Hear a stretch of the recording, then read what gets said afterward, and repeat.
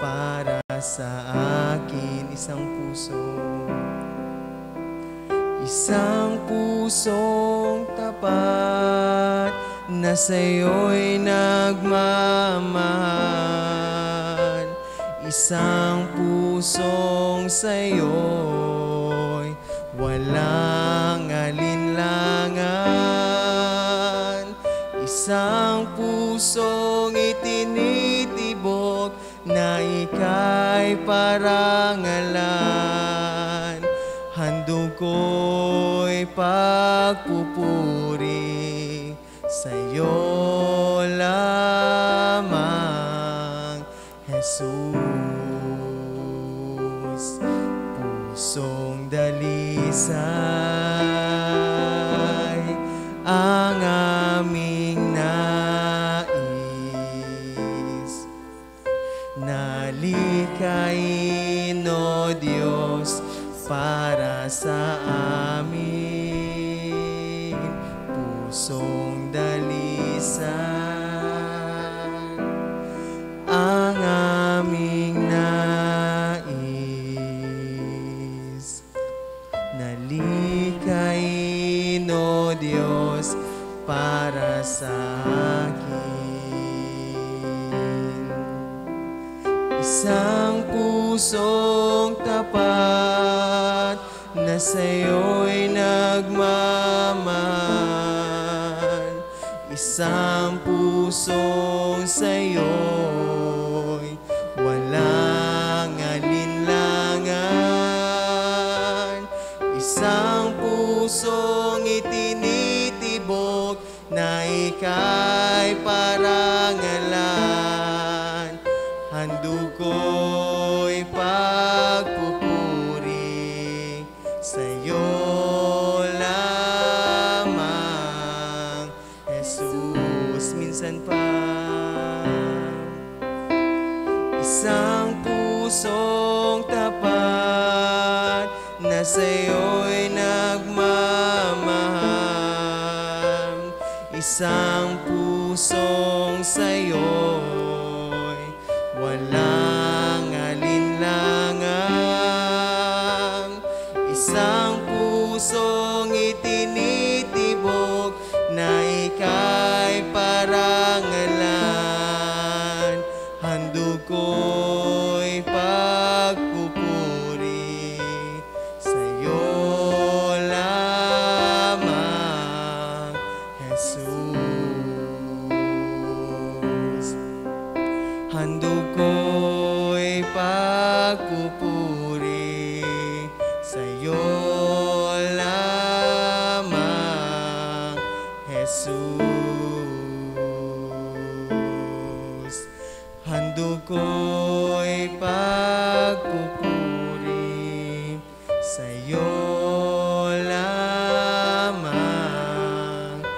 Jesus. Na awitin, hinihiling ko po si Pastor Boy na buksan po tayo sa panalangin.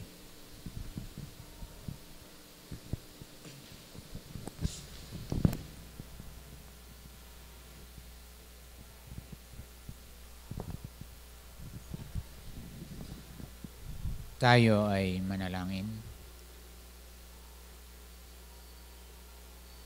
Dakilang Diyos, katulad ng aming inawit, ito ang aming hangad sa gabing ito, na ang aming puso ay makita mong dalisay at tapat na nagpupurit, nagpapasalamat sa iyo. Salamat, Panginoon, sa pagkakataong ito na saan ay mayroon kami pang pagkakataon na mag-aral ng iyong mga salita. Pagpalain mo ang bawat isa na makakasama namin sa Facebook, sa live broadcast, at sa anumang media account po, Panginoon. Ang iyong pagpapala at ang iyong biyaya ay maranasan ng bawat isa sa amin, Panginoon. Buksan mo ang aming mga puso't kaisipan upang saan maunawaan namin at maisabuhay namin ang iyong mga salita. Sa pamagitan po, Panginoon, ng iyong banal na Espiritu, kami ay i-guide, kami ay bigyan ng mapangunawang puso at kaisipan. Salamat po, Panginoon, sa iyong lingkod na gagamitin sa gabing ito. Pagpalain mo siya at i-anoint mo siya. Salamat po sapagkat kami, Panginoon, sa gabing ito ay handa ng makinig ng iyong mga salita. Sa pangalan ni Jesus. Amen. Manatili po tayong nakatayo para po sa papurit pagsamba sa ating Panginoon. At awitin po natin nagsasabing, may galak.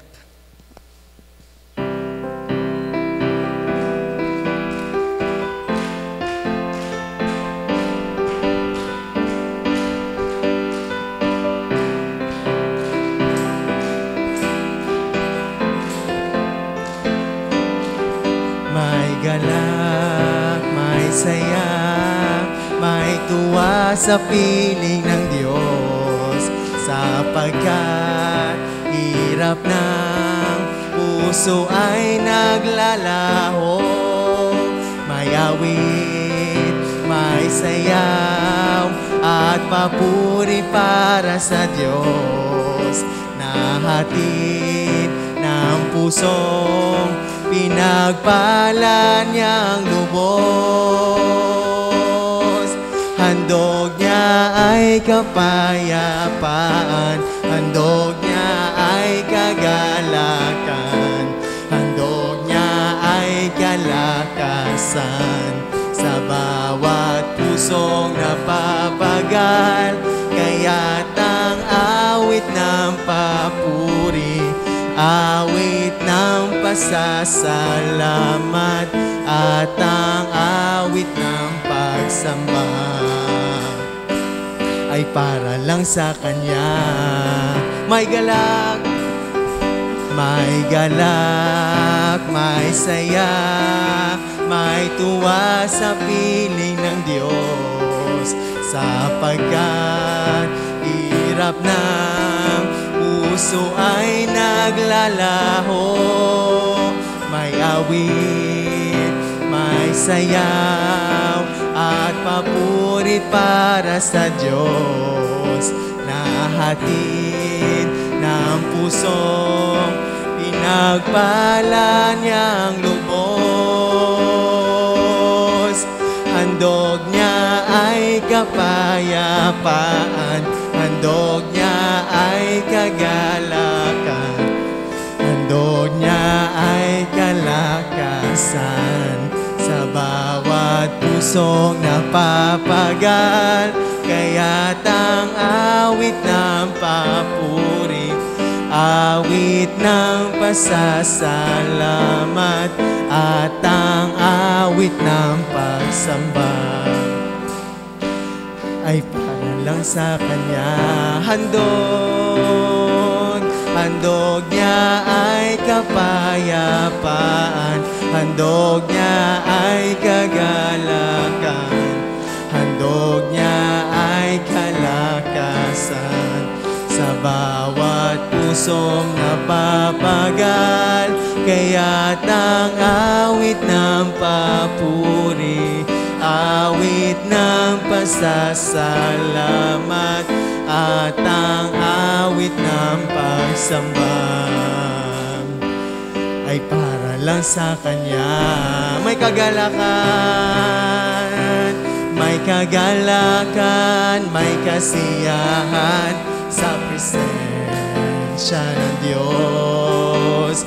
Ang kapayapaan at kalakasan kay Jesus lang matatagpuan.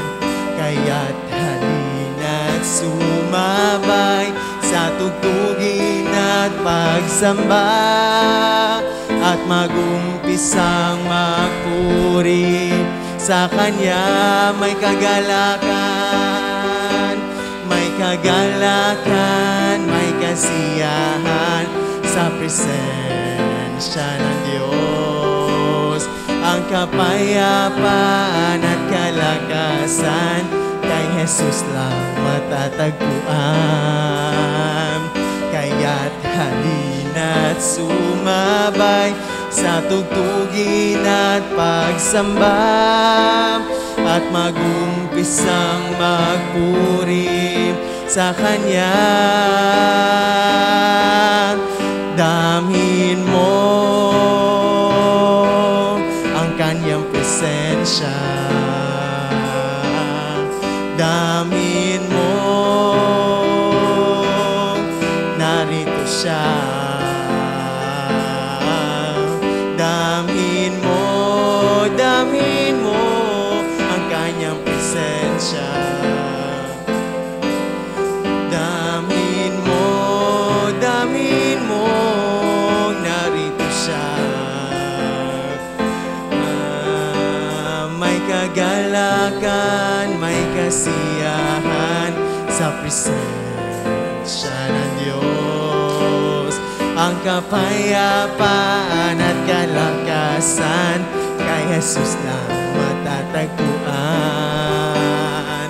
Kaya't halina't sumabay sa tugtugin ng pagsamba at mag-umpisang magpuri sa Kanya. Damhin mo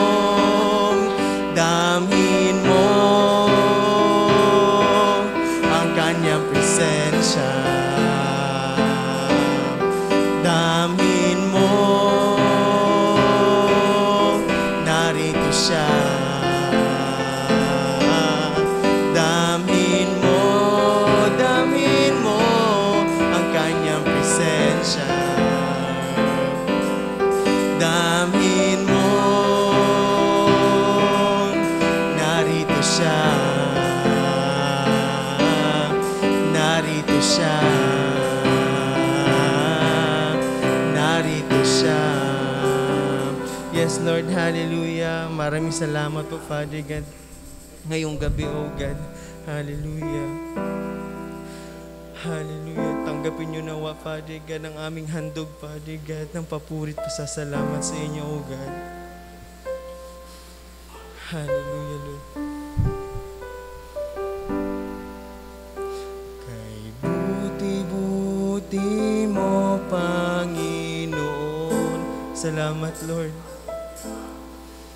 Sa lahat ng oras at sa bawat araw, ika'y laging tapat. Ika'y laging tapat kung magmahal. Ang iyong kaawa ay magpasawalang hanggan. Kay buti-buti mo, kay buti-buti mo, Panginoon. Yes, Lord, hallelujah. Sa lahat ng oras at sa bawat araw, ika'y laging tapat kung magmahal.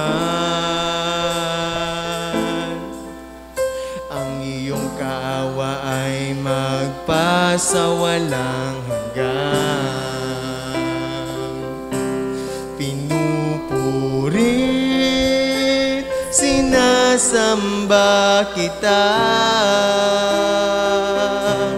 dakilang Diyos at Panginoon. Tunay ngang ika'y walang katulad, tunay ngang ika'y di nagbabago. Mabuti ang Diyos na sa akin ay nagmamahal. Kay buti-buti mo, kay buti-buti mo, Panginoon. Sa lahat ng oras, sa bawat araw, tunay ngang ika'y tapat, Father God. Hallelujah. Pinupuri ka po namin, pinapasalamatan ngayong gabi, oh God. Ang iyong kaawa ay magpasawalang hanggan. Pinupuri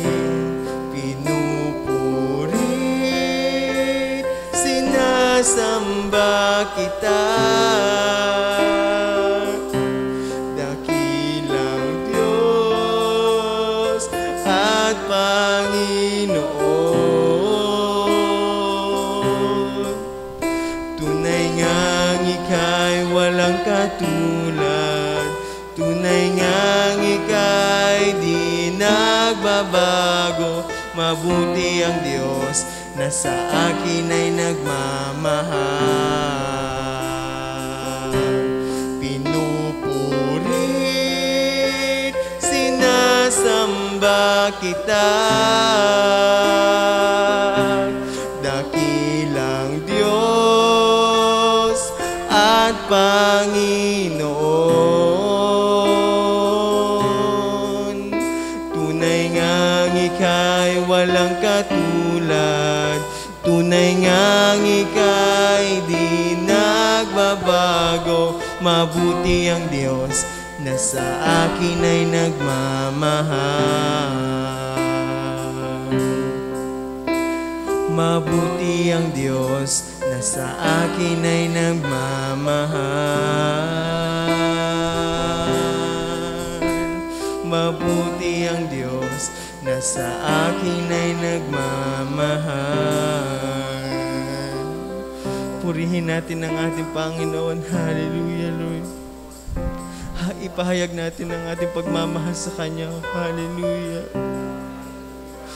Tunay, Father God, na hindi ka nagbabago. Ang iyong pagmamahal ay aming nararamdaman. Hallelujah, Lord. Maraming salamat po, Father God, sa lahat ng iyong ginawa at gagawin pa sa aming mga buhay. Narito kami, Father God, nagpapakumbaba. Hallelujah, Lord. Hallelujah, Lord Jesus. Tunay nga, Father God, na napakabuti niyo po sa aming buhay. Hindi po kayo magsasawang purihin ka. Hallelujah, Lord Jesus. Ang aming buhay, Father God, na isunam sa iyo lamang po namin iniaalay. Hallelujah, Lord Jesus. Maraming salamat po sa inyong presensya, Father God, na aming naranasan ngayong gabi, O God. Gabayan niyo po kami, Father God, hanggang, Father God, matapos ang programang ito, Father God, na ikaw lamang aming maitaas, maidakila at mailuwalhati ngayong gabi, O God. Lord, lahat ng ito, Father God, ay sa lang namin ibinabalik ang mataas na papurit, pasasalamat sa tanging pangalan ni Jesus. Amen. Hallelujah. To God be all the glory.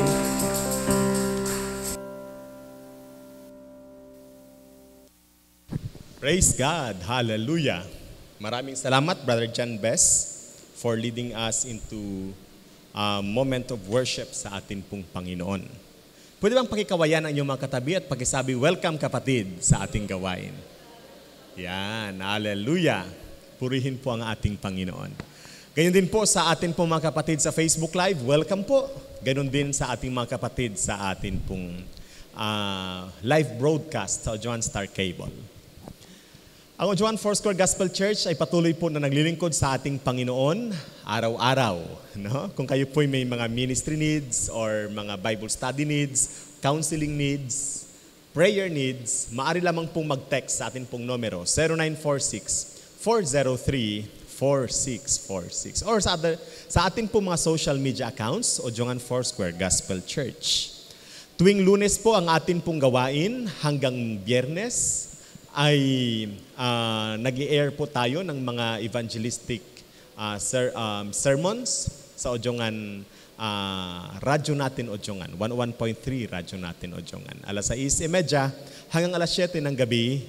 At ito po ay atin pong napapakinggan sa radyo at pwede nyo rin pong mapanood sa Facebook Live ng Ojongan, radyo natin Ojongan. Tama po ano? At saka sa ating TV. Napapanood din sila sa TV, parang nag-prepare itong ating radio at TV ministry. Ganon din po ang ating pong TV ministry. Araw-araw po, tayo po ay nagla-live, nagbo-broadcast sa Channel 40 o Channel 41 ng Ojongan Star Cable, alas 5 ng umaga hanggang alas 9 ng gabi. Kaya kung kayo po may mga TV sets, at saka ang inyo pong service provider ay Ojongan Star Cable, abot po yan hanggang San Andres, ay mapapanood nyo po ang atin pong daily broadcast. Purihin po ang Panginoon. Martes naman ang atin pong prayer meeting, 6:30 ng gabi. Miyerkules, ang atin pong youth fellowship tuwing Miyerkules. Pero it is being done every first Wednesday of the month, joint fellowship ng ating youth at saka ng ating pong mga YP. And then on other weeks, ang atin pong mga youth ay nagagather ng 5:00 ng umaga for their dawn watch. Praise God. Tuwing Webes, ang atin pong Bible study, 6:30 din ng gabi. Tuwing Biyernes ay fellowship, prayer fellowship ng UFM. And then, prayer groups naman ni na Brother Orly. Pag Monday, prayer group ni Pastora Tess. Pwede kayo mag-join sa mga prayer groups. On Saturday, practices, sa mga gusto pong ma-engage sa ministry sa Ojongan Foursquare Church, may mga practices sa praise and worship team, sa dance ministry, maging po sa mga choir ministry ng atin pong church. Pero pag 5:00 ng umaga hanggang 6:00, ay ang mga UFW naman ay merong pagtitipon for prayer. Dawn prayer ng ating pong UFW. Tuwing Sunday, 7:30 a.m. ang atin pong first service ng atin pong divine worship. And then second service, 10:00 ng umaga. Tuwing gabi naman, 6:30, meron po tayong live Bible Quiz Bee. Di ba? Panalo si Mama Helen, no? Nanalo ka, Mama Helen? Hindi ka ba nanalo? Pwede pang lumaban ulit. Baka manalo ngayon. Hallelujah. Brother Roger, maglaban po kayo. Quiz Bee. Praise God. Next month ay quiz bee ng mga pastor. Exciting ito. Mag-join tayo, manood tayo ng mga pastor na magki-quiz bee. Next month. Okay. So, purihin po ang Panginoon. Yan po ang atin pong mga gawain sa Ojongan Foursquare Gospel Church. Nalalapit na ang UFW Fellowship, Joint UFW-UFM Fellowship. Kailan po yon? Ngayong Saturday na. Saan banda? Hawak kamay. So mga UFM at UFW ay merong fellowship. 100 pesos ang registration. 50 lang. So gawin yung 100 pang offering. At saka magdala kayo ng baon. Tama ba na, Sister? May baon? Bring your own baon. Yan. So kung wala kayong baon ay bring your own gutom. Kaya magbaon po ngayong Sabado. No? Praise God. Salamat po sa mga kapatid natin na nagkaloob para po sa Bible School natin ng mga para sa upuan. Praise God. Ang aking announcement ay 1,000 lang per upuan, Sister Helen. 1,050 pala per upuan. Nagmahal na kasama yung pag-deliver dito. So, but praise God, God is always good and God is always faithful sa atin pong mga buhay. Okay. Last week ay wala ako, Pastor Boy, no? Kaya si Pastor Boy ulit ang nag-Bible study ng biglaan. Parang ako nakakalimot talaga pa ako yung magbiyahe. Kasi nakakalimutan ko ng mga schedule ko ng biyahe. Nagpa-flash lang sa aking cellphone. Oy, may biyahe ka sa ganitong oras, sa ganitong araw. So, but praise God. Ngayon po, pag-uusapan po natin ang atin pong doctrine with regards to tithe and offering. No? Tithe and offering. This is Article 22 ng atin pong Declaration of Faith. No? Ang Foursquare, merong tong 22 tenets na sinasabi. At salamat sa Lord, pang 2 taon na natin ito at mahatapos na po natin ang 22 tenets ng Foursquare Church. For 2 years, pinag-usapan po natin ang doktrina ng Foursquare. So hopefully, pag tayo po ay naka-perfect attendance, sister, perfect attendance sa ating Bible study. Pag perfect attendance po tayo, makita natin halos lahat ng doktrina ng Foursquare na pag-aralan natin. Okay? So pag-usapan po natin ngayon, tithe and offering. And this doctrine encompasses our belief about stewardship. No? Ano bang gusto sabihin ng stewardship? Pagkakatiwala. Pagkakatiwala. Tayo po ay pinagkatiwalaan ng ating Panginoon. And stewardship has something to do with handling another's property. It is not our property, but it is another's property. Yun ang mga katiwala. Ang mga katiwala po ay hindi po sila yung nagmamayari at hindi po sila ang assuming na may-ari. No? But they know na ang kanila pong hawak-hawak ay hindi kanila at darating po ang point na kailangan lang isauli ito sa tunay na may-ari. But sometimes, the stewards think that they are the owners. Kaya kung anong gusto nila, yun ang nasusunod. No? A steward is someone who uses delegated authority. Pakisabi, delegated authority. Yan. So, ang isang steward, ginagamit niya ang kanyang delegated authority. Halimbawa, Sister Helen, may malawak siyang nyugan. Maglalagay siya doon ng katiwala niya. Ngayon, yung katiwala niya sa mga decisions niya doon sa nyugan na yon, ang tawag doon ay delegated authority.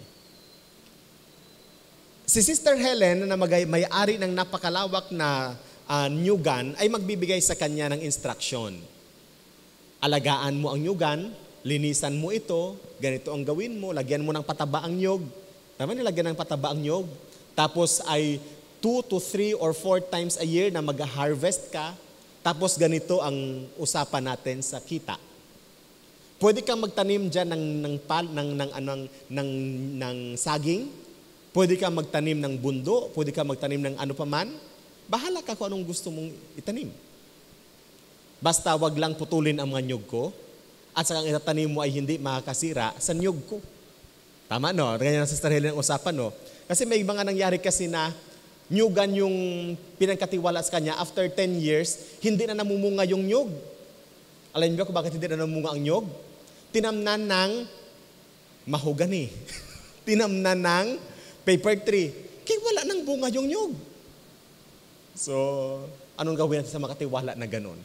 No? Kasi dapat ang katiwala, nagpapaalam. Tama, Sister Helen? No? Nagpapaalam. And then, bagamat given yon, implied yon na given na binigyan ka ng karapatang magtanim ng saging, pero from time to time, magbigay ka naman ng portion ng saging sa may-ari. Tama, no?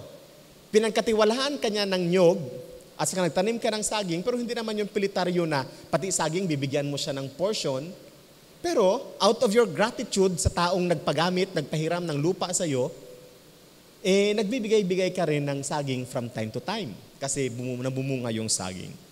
So, delegated authority. Uses delegated authority to manage another person's assets. So, ang meron po ang isang katiwala ay delegated authority upang kanyang pamahalaan yung assets ng ibang tao. No? Biblical stewardship is first model in God's charge to Adam and Eve sa Genesis chapter 2 verses 15 to 17. Si Adan at saka si Eva ay binigyan ng utos ng ating Panginoon. Genesis chapter 2 verses 15 hanggang 17. Ano itong utos ng ating Panginoon? To tend the garden. To tend the garden. Ang ibang translation, ang gamit na term ng ibang translation ay to subdue. Yan. Magsabing subdue, parang pamahalaan mo. Pero ang isip nila ng subdue ng iba, akin ito, parang alipin ko na siya kasi na-subdue mo na eh. Halimbawa, yung kalabaw na, yung tinday, Pastor Boy, ano tawag dyan? Rumayaga na kalabaw. Di ba hindi pa nasakyan ng tao yan? Pag iyan ay hinawakan mo sa likod, talagang susungayin ka. Tama, no? Kaya ang ginagawa noong mga farmers para masubdue yung kalabaw, anong ginagawa, Brother Roger, para masubdue ang kalabaw? Sinasanay, nilalagyan muna ng tela or anong tawag doon? Yung makapal na parang sako sa likod para masanay siya na mayroong hanggang na pabigat ng pabigat ng pabigat ng pabigat hanggang hindi niya mamalaya, nakasakay ka na sa kanyang likod. Pag nagawa mo na yon at napasunod mo na siya sa iyo, ang tawag dyan ay nasubdue mo na siya. Tama, no? Nasubdue. Pero hindi po gustong sabihin, dahil nasubdue mo na yung kalabaw, napasunod mo na yung kalabaw, aabusuhin mo yung kalabaw. Mas mahal pa ng mga farmers ang kalabaw kaysa sa kalang asawa. Sister Gemma, madaling araw pa yan, alas 4 pa lang ng madaling araw, doon na yan sila sa bukid. Pinapaliguan na yung kalabaw, sinascrub pa. Imagine, sinascrub pa yung kalabaw. Hindi niya sinascrub ang asawa niya, pero ang kalabaw nasascrub niya. Ingkukumpayan ka kalabaw. Pag nakitang may ugar kang kalabaw, aba, ingbubutan at mga alkampor, ingbubutan kung nio-nio para, kasi inuuod pala ang kalabaw pag magkasugat. So, talagang inaalagaan noong farmer. Yun yung gusto sabihin ng subdue. Yun ang gusto sabihin ng subdue. So, that is stewardship. Pinagkatiwalaan tayo ng ating Panginoon ng madakilang mga bagay, and because of this, the Lord is expecting us to be responsible in these things, in these assets of God. Napakarami yung pinagkakatiwala sa atin ng ating Panginoon. Ang church ipinagkatiwala sa atin ng Panginoon. Sa Titus chapter 1 verse 7, tayo po ang pinagkatiwalaan ng Diyos ng church. Pwede bang pakisabi sa inyong sarili, pinagkatiwalaan ako ng Panginoon ng iglesia. Yan. So kung anong nangyayari sa ating church, it is our responsibility. What happens to our church is our responsibility. Kung ano pong nangyayari sa ating iglesia, responsibilidad po natin yan. That's why we do not rejoice pag ang iglesia ay nahihirapan. Ay, muyati nga ni, yagador nagpapati sa ako, tabo sa inra. Minsan may ganun tayong tendency na parang gusto nating i-separate ang ating mga sarili at kagaya ni Poncio Pilato, naghuhugas kamay. Pero hindi. Ang church ay pagkakatiwala sa atin ng Panginoon. Ano pa? Sa 1 Corinthians chapter 4 verse 1, ang truth ay ipinagkatiwala sa atin ng Panginoon. Pakisabi, truth. Yan. Ano yung truth? Ano yung katotohanan? Sad to say, marami pong mga Kristiyano hindi alam ang katotohanan. Bakit kaya hindi nila alam ang katotohanan? Siguro baka hindi nagbabasa ng Bible. O siguro dahil hindi talaga pinag-aaralan ang Bible. Kaya hindi nila alam ang katotohanan. Or talagang naging rebelyoso lang siya kaya hindi niya alam ang katotohanan. The truth is entrusted unto us. 1 Peter chapter 4 verse 10, spiritual gifts have been entrusted to us. Ang church pinagkatiwala sa atin, ang truth pinagkatiwala sa atin, ang spiritual gifts pinagkatiwala sa atin. Sa 1 Corinthians, merong 9 na spiritual gifts. 1 Corinthians chapter 12. Merong 9 na ipinagkatiwala sa atin na gifts. Sa Romans, meron ding ipinagkatiwala sa atin administrative gifts.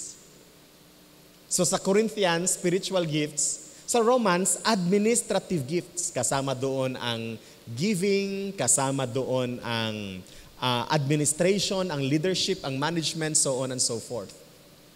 Maraming ipinagkatiwala sa atin ng ating Panginoon. Gifts.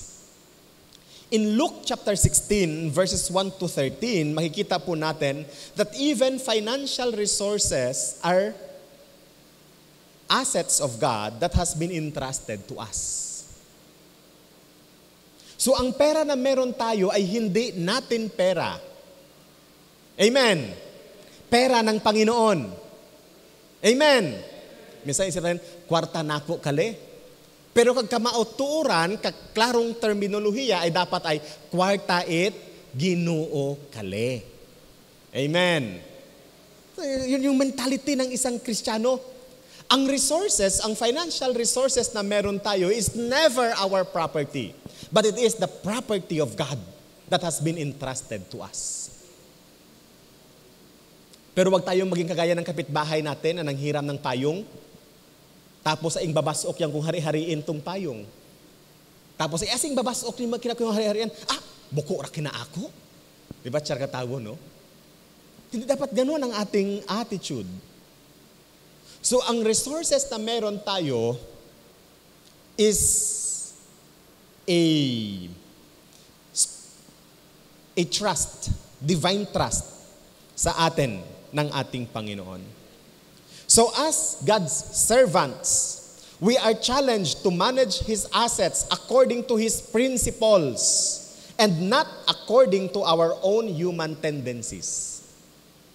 So bilang mga alipin ng Diyos, bilang mga lingkod ng ating Panginoon, isa pong hamon para sa atin na atin pong pamahalaan ng maigi ang mga assets ng ating Panginoon ayon sa prinsipyo ng Diyos at hindi ayon sa ating sariling mga tendencies. Yung church, yung truth, yung financial resources,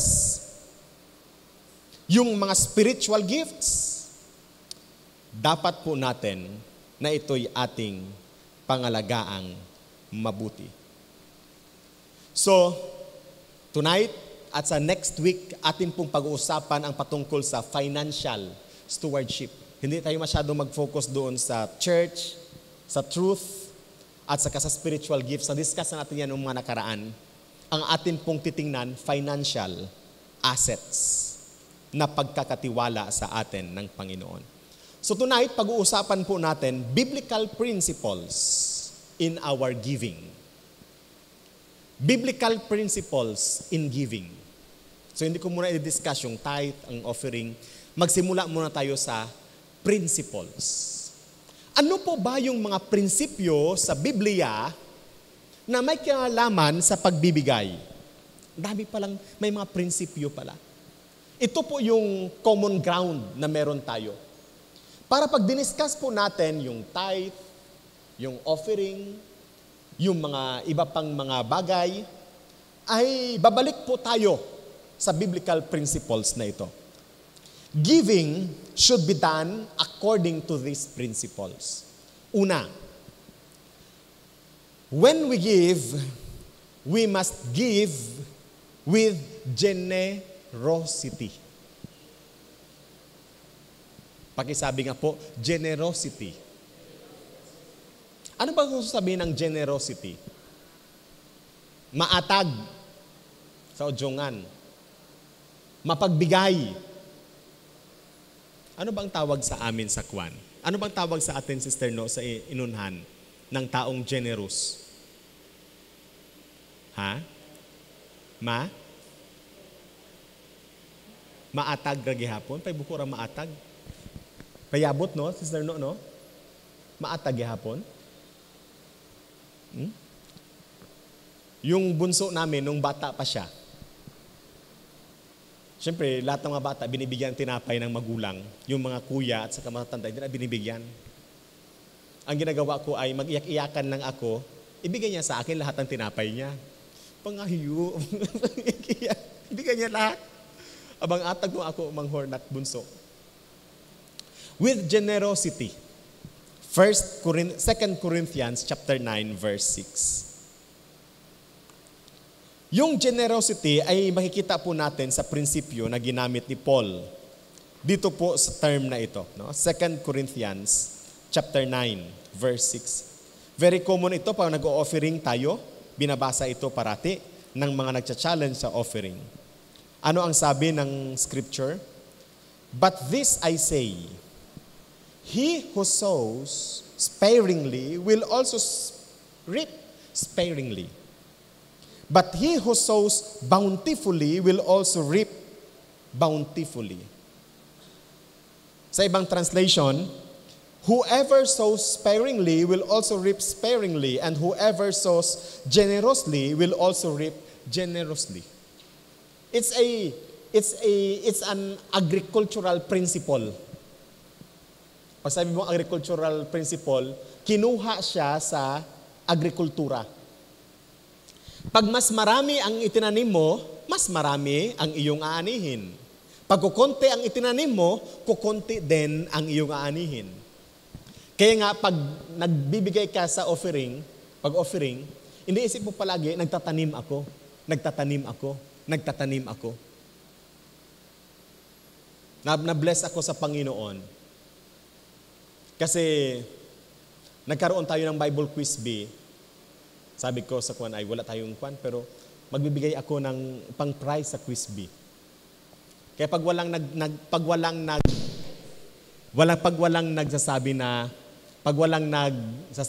Pastor, ako ang magbibigay ng sa Quiz Bee. Automatic yan, si Pastor Andrew gabigay para sa Quiz Bee. And then, pumunta na ako ng Palawan, naubos na ang pera ko papuntang Palawan. Dami kasing mga pinagagastusan ko in the past. 3 pesos na lang naiwan sa pera ko, Sister Helen. Salamat na lang sa Panginoon. Ojongan Port na pagtingin ko sa wallet ko, 3 pesos na lang.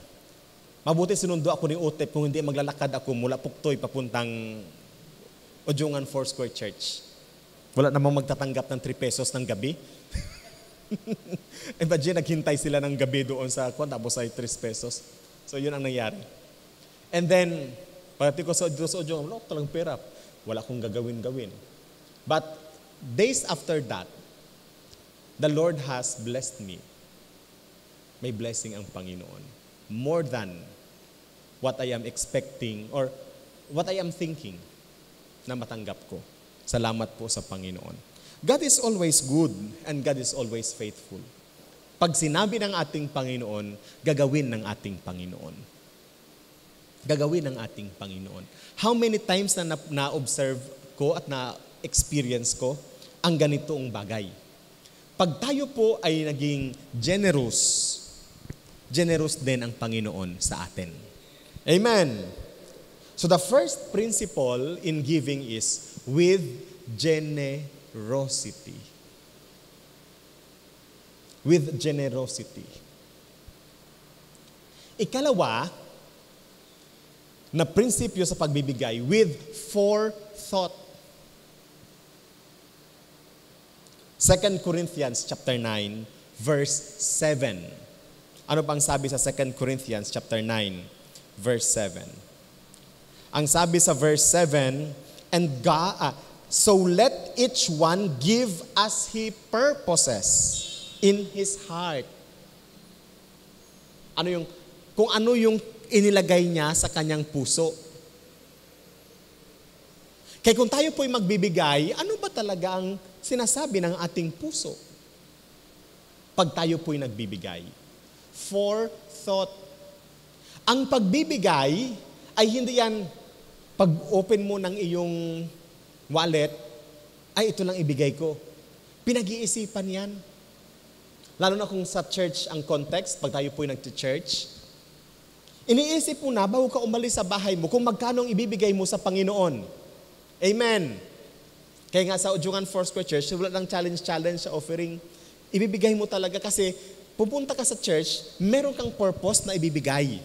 Kung may nagsa-challenge man, yung mga biglaan, halimbawa kung may nagkasakit o may mga special offering. Pero usually, alam mo na sa isipan mo, bago ka umalis sa bahay, kung magkano ang ibibigay mo sa Panginoon. Amen. Forethought. Kung ano yung layunin mo, kung ano ang pakay mo, kung anong desire mo sa iyong pagbibigay. Pinagpaplanuhan ang pagbibigay. pinagpaplanuhan ang pagbibigay.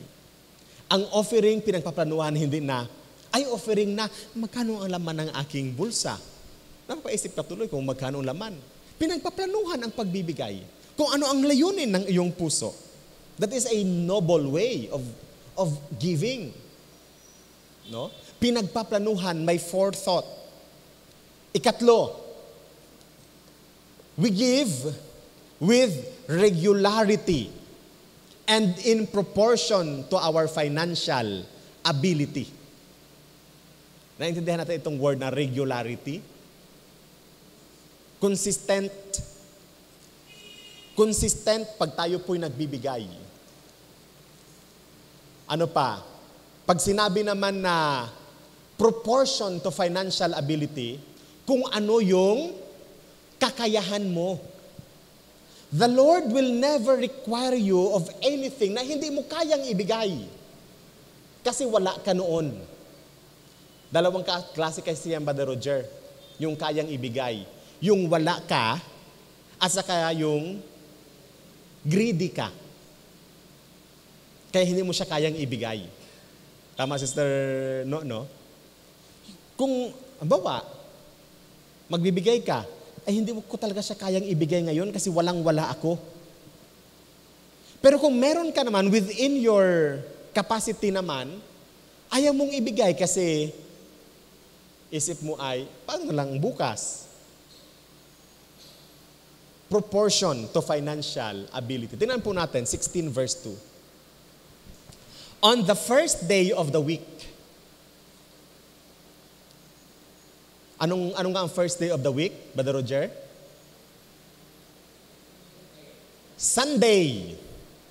On the first day of the week, let each one of you lay something aside, storing up as he may prosper, that there be no collections when I come.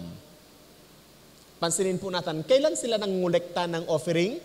First day of the week, kasi yan ang gathering ng mga Kristiyano. And then, kaya nga tawag natin yan ay, with regularity. With regularity. On the first day of the week, each one of you should set aside a sum of money in keeping with his income. Dito sa ibang translation. In keeping with his income. Gusto sabihin, in proportion sa kanyang tinatanggap. So kung ikaw ay tumatanggap, o kung ikaw ay may income na 10,000, ano ang proportion noon? Kung ikaw ay may income na 5,000, ano ang proportion noon? Hindi naman tama na mas malaki pa ang ibibigay ng 5,000 na income kaysa sa 10,000. In proportion of your income. The Lord is not expecting you, kung ikaw ay 5,000 ng income mo, hindi na-expect ng Panginoon na 20,000 ang ibibigay mo. Tama, Sister Helen, no? Pero may mga instances na ganun ang pledges natin. Kahit walang-wala tayo, nagpi-pledge tayo sa Panginoon, gusto ko, Lord, ibigay ang ganitong amount. Pag dinisar mo yan sa Panginoon, namamalayan mo, nabibigay mo na. Kayang ibigay pala yung ganung klaseng amount. But the Lord is always requiring us in proportion to our financial ability.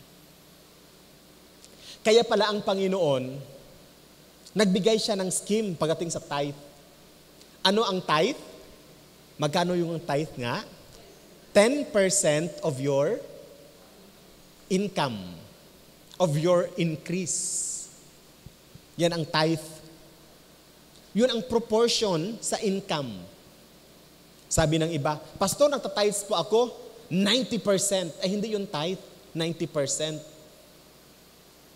Magbigay ka ng tithe na 20%, hindi tithe ang 20%. 10% lang talaga ang tithe. Amen. Pag magbigay ka ng 20%, hindi yung tithe ang tawag doon. Huwag natin gamitin yung tithe sa 20% kasi ang tithe, 10% lang. Halimbawa, si Sister Gemma nag-alaga ng baboy. at naibenta niya yung baboy niya ng 5,000 na kanyang inalaga ng 3 months. So magkano yung tithe ni Sister Gemma? Siguro magsabi tayo, 500 pastor kasi 5,000 yung kanyang pinagbentahan, kaya 500 ang kanyang tithe. Again, ang sabi ng Biblia, magbigay ng tithe on your increase. So, iko-compute mo muna yun, Sister Gemma. Magkano yung baboy? Yung biik, nung binili mo yung biik? 3,000 yung biik, kunyari. Oh. For 3 months, magkano ang pinakain mo sa baboy? 1,500 kunyari. Ang ibang gastos mo, 500. So, ilan na lahat? Ang gastos mo, Sister Gemma? 4,000 na. Tama? 4,500. So, magkano yung increase mo? 500, hindi 5,000. So, magkano ang tithe mo ngayon? 50 pesos. Yun ang tithe mo. Magbigay siya 500. Sabi niya ay, nagbenta siya ng baboy, 5,000. Tapos ay, nagbigay siya ng tithe na 500. Nagutom si Sister Gemma. Hindi ganun ka injustice ang Panginoon. Nagutom si Sister Gemma. So, mahirap yaki ba? Baka sabi si Sister Gemma, mahirap yan, makompute-compute pa yaki ako. Ganun talaga, makompute-compute ka. Pero kung gusto mo pa rin na ibigay mo ang 500 sa Panginoon, nasa desisyon mo yan. Pero hindi yan ang nire-require sa iyo ng Panginoon. Amen! Sa maliwanag dapat sa atin ang ganoong bagay. Kaya minsan, maraming mga tao nagagalit sa Panginoon. Kasi, akauno niyang ikononinra, abayon pat Ginoo. Ay mali naman kasi yung pag-explain. Tama, Sister Helen, no? Mali yung pag-explain. Imagine, nag-alagat baboy. Ya pa ka to kay dapilay hagto. Ya pa na-compute hagto sa gastuson tong idapilay. Naknabalian pa sila dahil naghabol-habol it baboy. Hindi, habol-habol baboy. Napahanlas. Nabalian. Nagastos pa it ng 3,000. Pa x-ray. At kung ano mga pain reliever. Ay!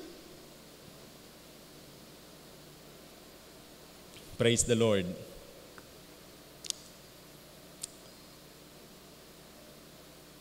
Kaya nga, nung una kasi, wala naman silang pera-pera ang pinag-usapan nila.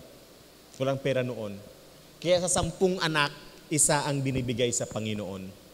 Di ba 10 ang anak ng baboy, isa ang binibigay sa Panginoon. Ay kung 5 yang tong anak it baktin, kalahati ang ibigay sa Panginoon baboy.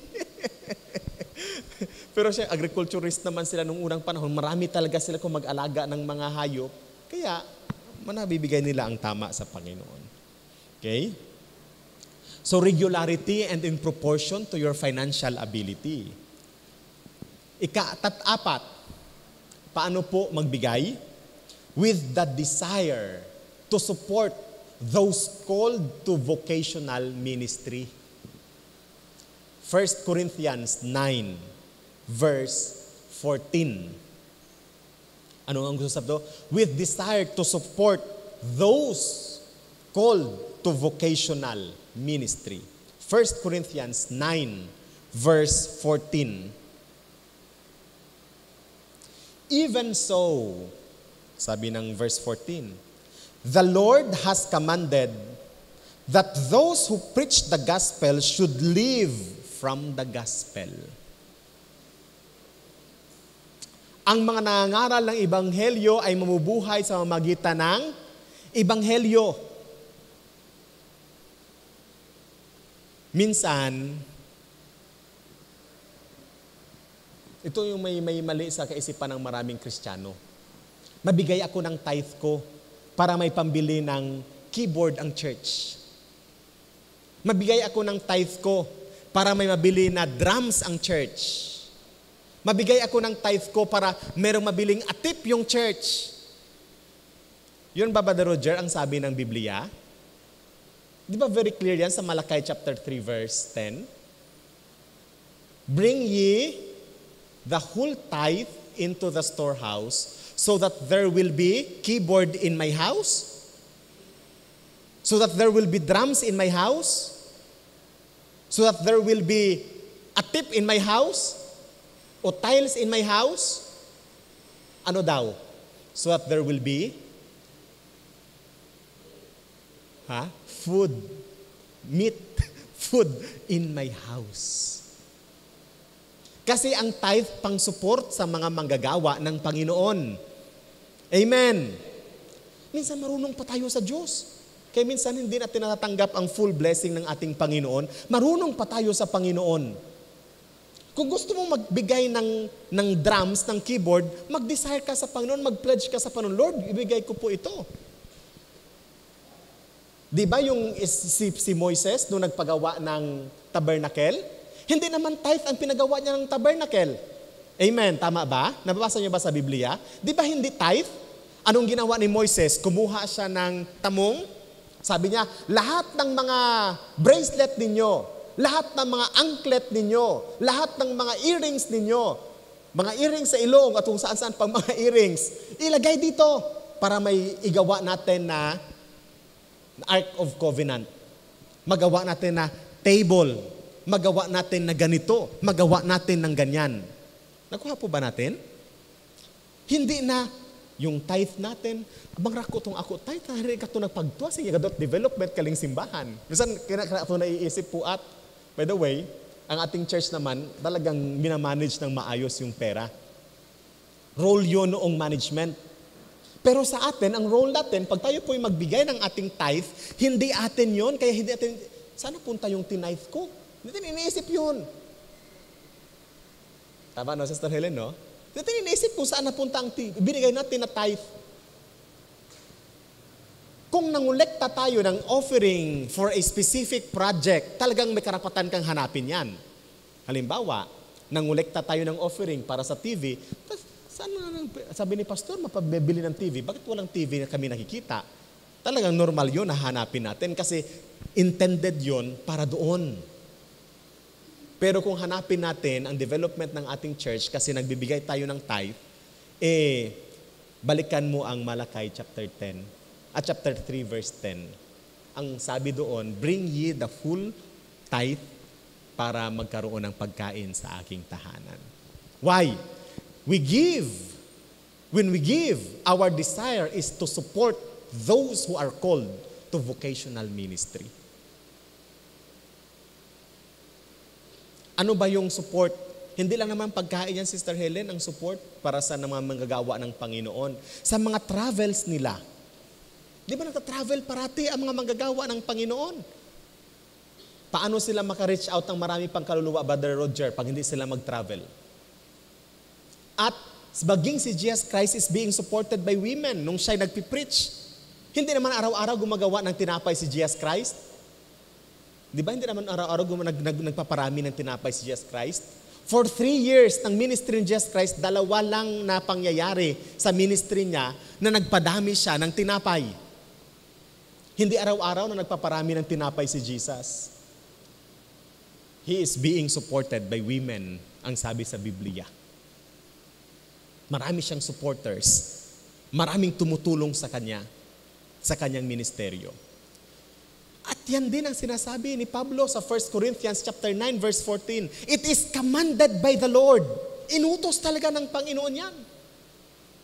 Kaya matindi nga yung utos ni Jesus Christ kasi alam niyo yung context niya, utos ni Jesus Christ. Huwag kayong magdala ng salapi. Huwag kayong magdala ng mga tampipi. Lagayan ng kung ano. Huwag kayong magdala ng extra na tsinelas. Huwag kayong magdala ng extra na damit. Pumunta lang kayo sa lugar na dapat yung puntahan. Just imagine. Parang kawawa mga pastor noon, no? Mga servants ni Jesus Christ, yung mga disciples ni Jesus Christ. But that is the principle. And look for a man of peace. Yung man of peace, yun ang magpapakain sa kanya, yun ang magpapadamit sa kanya, yun ang ano pa yun? Magpo-provide sa kanya. Kaya blessed ang mga kapatid natin na pag mayroong mga pastor na dumating dito sa atin, ay more than excited sila na i-welcome ang mga pastor sa kanilang mga tahanan. Amen. Pwede ang palakpakan natin ang ating Panginoon. Kasi may kalakip na blessing yan mula sa ating Panginoon. May kalakip na blessing. Hallelujah. So, next, number 5, kung tayo po ay nagbibigay, we should give with a heart to support fellow believers. Acts chapter 4, verse 37. Si Joseph, dito po sa chapter 4, verse 37, ibinenta niya ang kanyang lupain. At lahat ng kanyang napagbilhan, dinala sa mga apostol. Anong ginawa ng mga apostol? Pinakain sa mga babaeng balo. Tama, no? When we give, we should have a heart to support fellow believers. Kaya ako po ay nabibless sa ating church. Nung nagkaroon ng COVID-19, nag-message lang naman ako sa mga kapatid natin, mamimigay tayo sa ganito. Di ba, Sister Gemma, ang daming bigas na dumating? Ang daming noodles na dumating? Ano pa? Sardinas na dumating? Meron pang mga lemon, mayroon pang may mga multivitamins, may mga vitamin C. Kung ano-anong dumating, may mga gulay, tama, no? Maraming gulay na dumating. Aba, nakailang oras din kami ng repack ni na Sister Gemma sa church, sa parsonage. May mga itlog na dumating.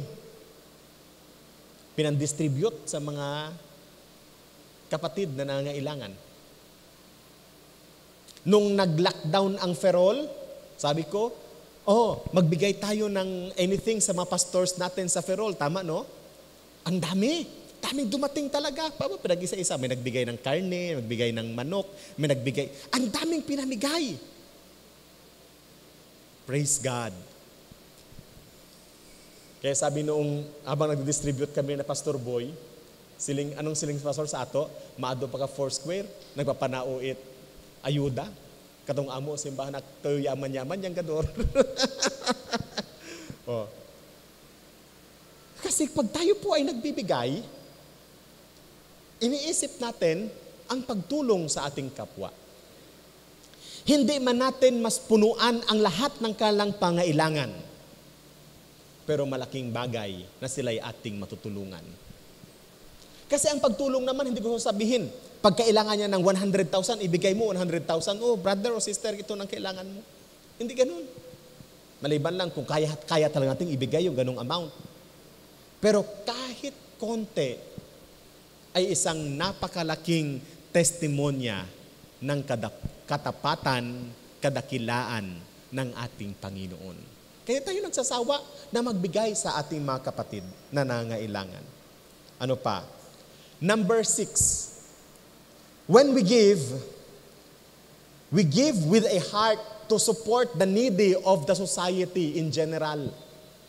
Hindi lang yung fellow believers, kundi yung sosyudad natin. Kaya nung nag-lockdown ang Looc, ang ginawa natin, nagpadala tayo ng pera sa munisipyo ng Looc mismo. Pera ang binigay natin. Nagbigay pa tayo ng mga bigas-bigas dito sa lahat ng barangay, dito sa poblasyon ng Ujongan. Nagbigay din tayo ng pera sa munisipyo ng Ujongan. May nakarating sa akin na message. May nag-text, Sister Helen. Asi ko no, nagpapanao ko no kag simbahan itang kwarta sa gobyerno. Daok baga sinra ingkukurakot kinait gobyerno. Ay katong siling sa ako. Katong i-message siya ako sa ako cellphone. Hindi naman tayo iniisip na pampakain nyo ng mga kurakot. Kasi hindi naman tayo makapasok sa Looc. Hindi tayo makapasok sa iba't ibang mga bahay doon sa Ujongan kasi bawal nga, Pastor Boy, di ba? Ang gobyerno lang ang may kapasidad na pumunta sa mga tunay na nangangailangan. Kahit mga pastor, hindi makalabas. Mabuti nga lang, meron tayong papel na nakalagay sa ating van na food pack distribution. Kaya nakakaikot tayo, nakakalabas tayo. Pero, syempre, kahit tayo din ng mga namimigay, nag-iingat din tayo kasi uncertain ang situation. Bago lang sa atin ang COVID, hindi tayo alam nga. Nagbaba lang kami doon sa may Looc banda ay Pagkasuyor na mo sa van ay, pagkapang, ano ka to, Pastor Boy? Pagkapang spray itang kwan, kasi ay, nag-apak lang naman kami doon sa may ilang metro ng Luok. Doon ba sa may Balatukan banda? Pagsuyor na mo ay, sige, spray, paspray ng ganyan. Kasi hindi mo namin alam kung anong sitwasyon. Ay ngayon ay, anong face mask? Yan ka face mask. Eh, paywayat COVID nga singag. Pero realidad pa rin ang COVID-19. Marami pa rin nakaka-COVID, maging sa bayan po natin. Pero, iba talaga noon, no? Parang pa, no?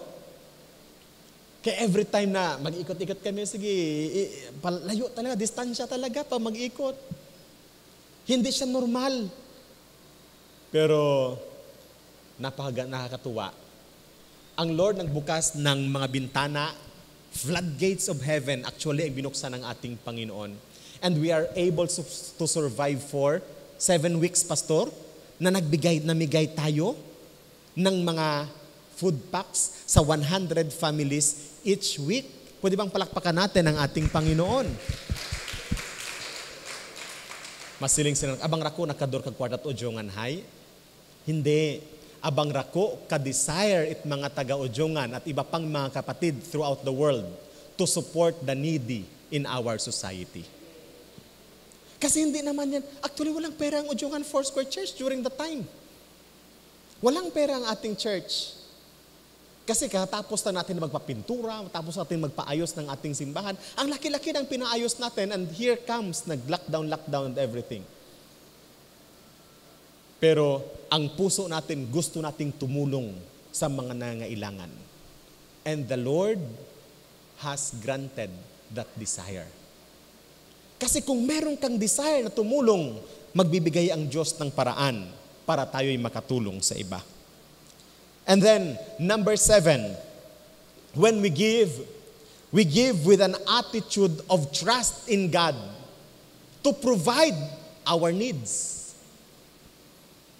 Lord, abakyon patanan ako kalit, charkali, at tauhon nako kali. Bahala ika sa ako desire. Pero noong last 2 years ago, kasi magto 2 years ago na nagpa-opera ako, nag-ipon-ipon tala ako ng pera. Sabi ng doktor, mag-ipon ka ng 100,000 eh. So nag-ipon-ipon din ako ng 100,000 eh. Paano ay COVID nga?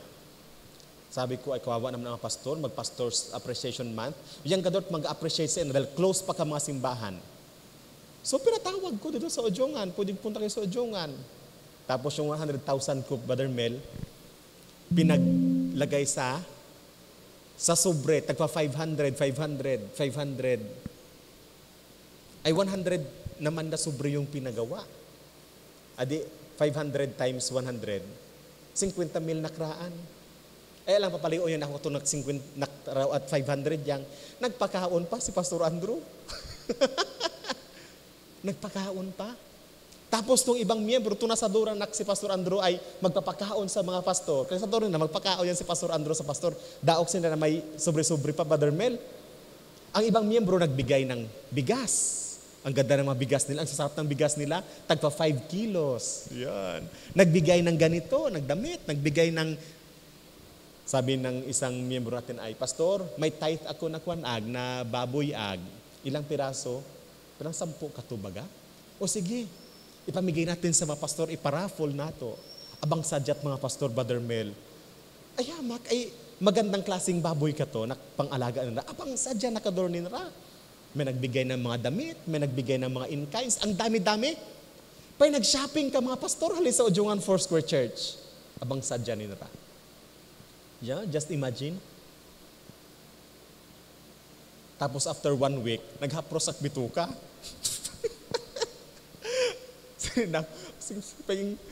Kailangan ako doon magpa-opera. Dahil sila doktor, kung maghapros kayo mong bituka, dapat magpa-operay ka. Aba, nagpa-schedule ako. Ay more than 100,000 ang gagastusin ko, Sister Helen. Pero alam nyo ba, after ng operation, may malaki akong pera na iwan, Brother Mel. 25,000 na mahigit na pera. Siling na ako ay, bakyo na ako kaliit cellphone. Abang ganda kak cellphone. Tag 25,000 na cellphone. Ay, kasi binigay naman ng Panginoon niya. Bahala ka, di ko alam kung ano. So, libre na ang aking hospitalization. Wala akong ginastos sa hospital. Nagka 25,000 pa ako.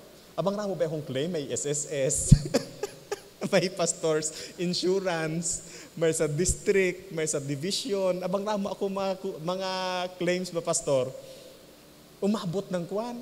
Hindi ko pa namalayan, nag-apply pa sila sa DSWD. Kasi walang akong pera, nag-apply sila sa DSWD. Kasi wala akong pambayad. Hindi ko naman alam na may magbabayad sa aking pambayad eh. Kaya nag-apply itong mga beloved assistants ni Pastor Andrew sa DSWD. Bang ramong in-applyan sa national na DSWD, sa provincial, sa municipal. Nakaipon ako. Umabot ng 20,000, Sister Helen. Nagbisita pa si Vice Mayor Diven sa akin. Binigyan pa ako ng discount doon sa hospital. Binigyan pa ako ng cash. Praise God. Iba pa itong mga nagbibisita ng mga kapatid. O pag mag-alis, mayroong binibigay. Umabot nga, Brother Mel, ng 25,000. Anin ko itong 25,000 ito. Back yun ako at cellphone na.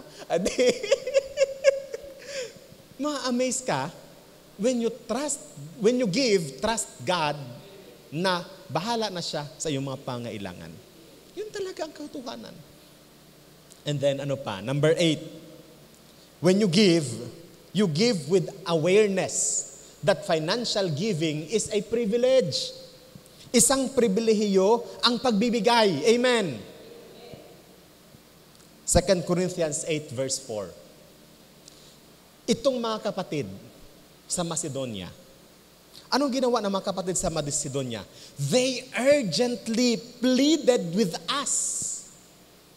Talagang nagmakaawa yung mga kapatid.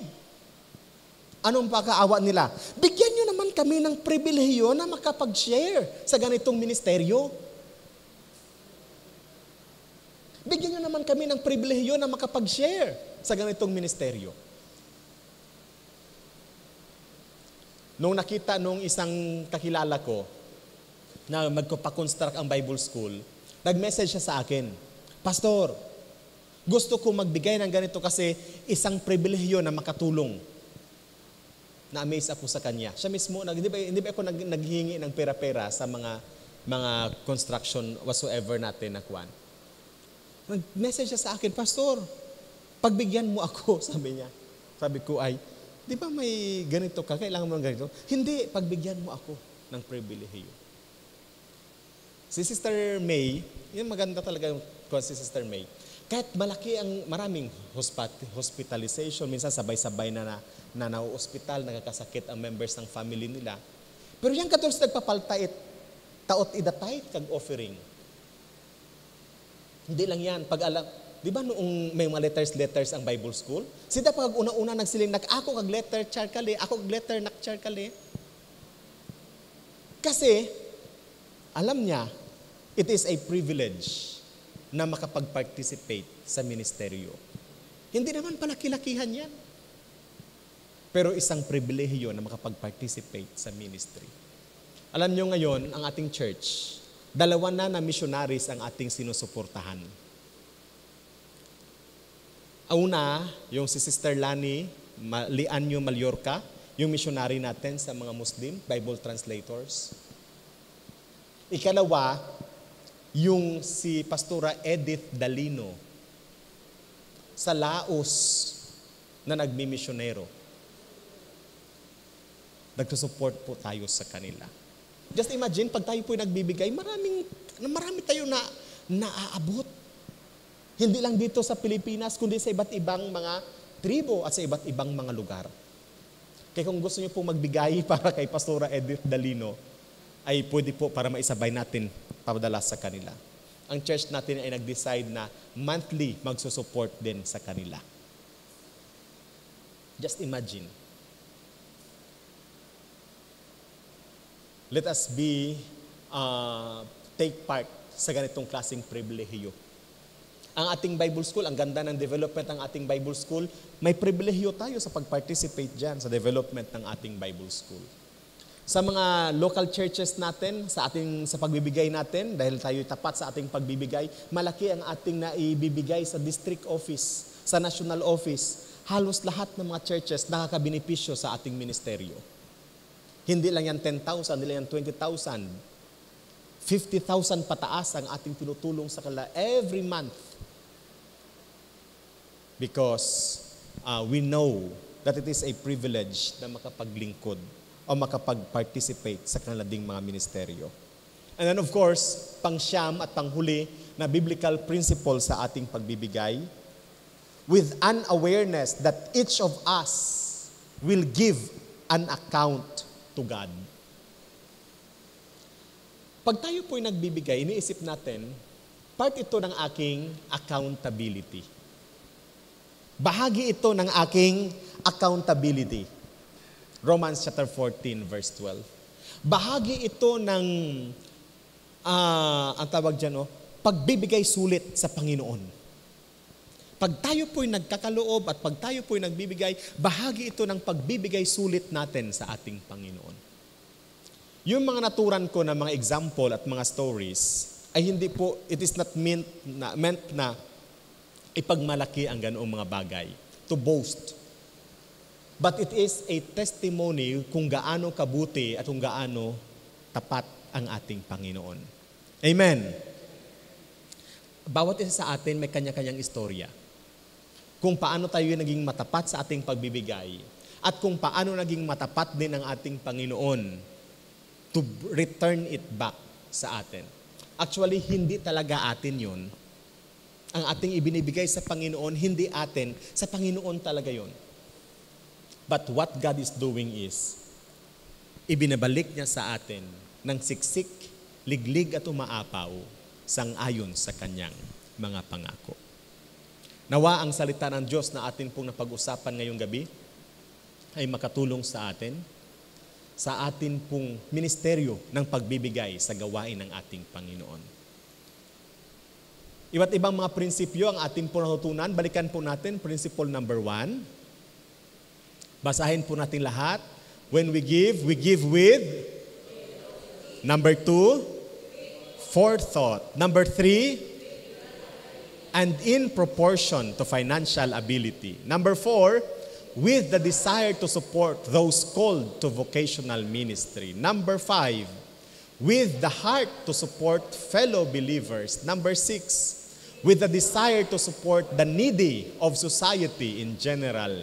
Number 7, with an attitude to trust in God to provide the needs of the giver. Number 8, with an awareness that financial giving is a privilege. At number 10, number 9, with an awareness that each of us will give an account to God. Praise the Lord. Hallelujah. Purihin po ang Panginoon. And as we close our Bible study tonight, hinihiling ko po ang atin pong musicians na samahan po, pangunahan po tayo sa closing prayer, closing song. May naka-assign po ba sa closing prayer? So kung wala po ay ako po ang... Tayo po'y tumayo para po sa ating closing song at awitin po nagkasabing kabanal-banalan.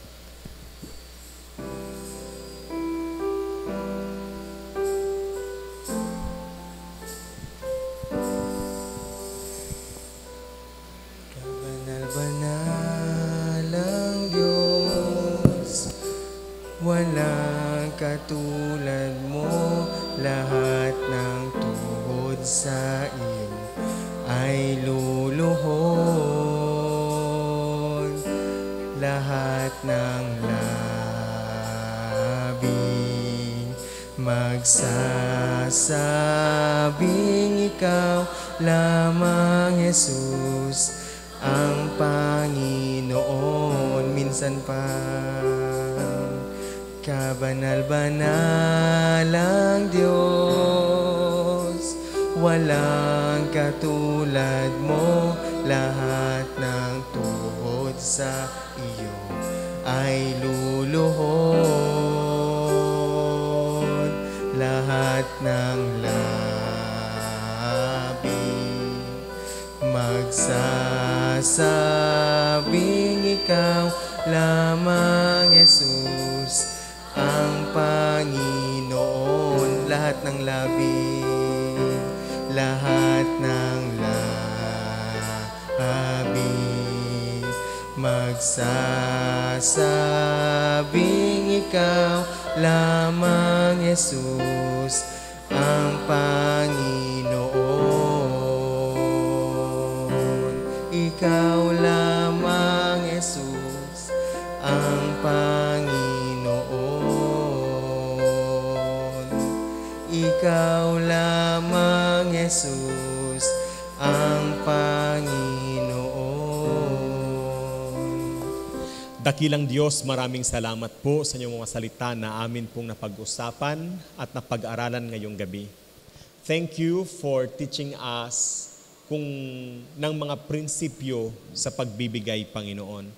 And we ask you, Lord, that these principles might live in our hearts and in our minds.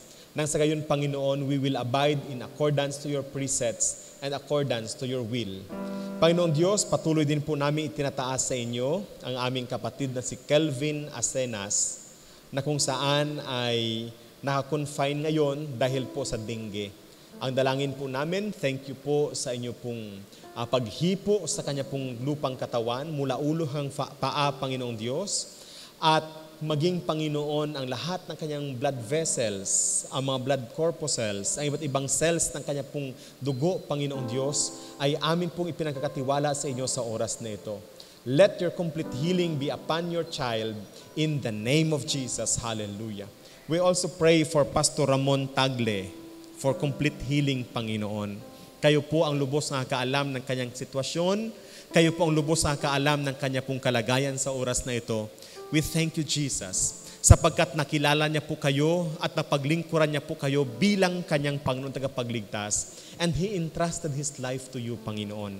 Ano man ang sitwasyon ng aming kapatid na ito, ng iyong manggagawang ito, Panginoon Diyos, patuloy po namin na hinihiling ang iyong patuloy na kagalingan at pagtugon sa aming dalangin. We also pray for the sister ni Jeff, Panginoon, na nasa Taiwan sa oras na ito.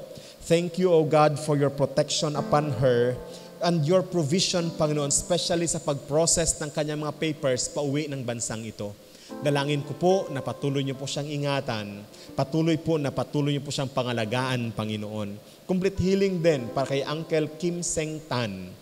Kayo po nakakaalam sa kanya pong kalagayan, Panginoon. Even, Panginoon Diyos, doon sa krus sa Kalbaryo, ang iyong dugo ay nabubo para sa kanya. Salamat po, Panginoon, sapagkat sa magitan ng iyong mga latay doon sa krus, ang aming mga kapatid na naturan, Panginoon, ay gumaling na. Gayon din po sa aming mga kapatid, sina Sister Jade, sina Sister Evelyn, Panginoon, si Brother Doy, Panginoong Diyos, hallelujah, at sa iba pa naming mga kapatid na may mga sakit at karamdaman, Lord, hallelujah. Salamat po, Ama, sapat kayo po ang klang manggagamot, kayo po ang klang kalakasan, kayo po ang klang pag-asa, kayo po ang klang provider. Purihin ka sa iyo pong ginawa't gagawin pa sa kalang mga buhay, maging sa bawat isang naririto, Panginoon, maging sa Facebook Live at maging sa live broadcast, Panginoon Diyos. May kanya-kanyang mga pangailangan ang inyong mga anak. Sa oras na ito, Panginoon, salamat po sapagkat inabot niyo na po ang kanilang mga pangailangan. Wala pong nakatago sa inyo. Wala pong nakalihim sa inyo, Panginoon.